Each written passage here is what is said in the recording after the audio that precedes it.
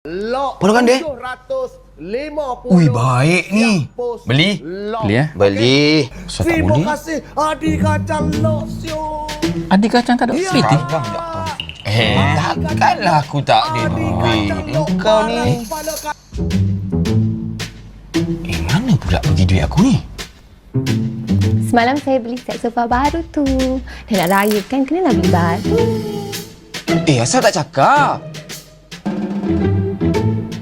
Besar tak cakap? Kenapa saya nak kena cakap? Ha? Tak boleh, saya tak cakap. Awak nak beli apa? Tak cukup nak beli helmet ni? 5 pasang kasut dengan jaket tak banyak dekat dalam almari tu. Sekarang ni saya pula nak kena cakap dengan awak kenapa saya beli set sofa ni. Sayang, jangan tekan-tekan.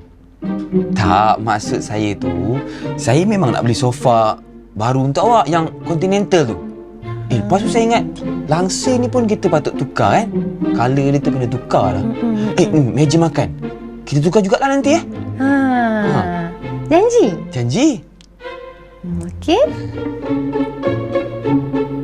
Aku pula yang kena bising beli sofa lah apalah. Aku beli macam-macam tak boleh pula.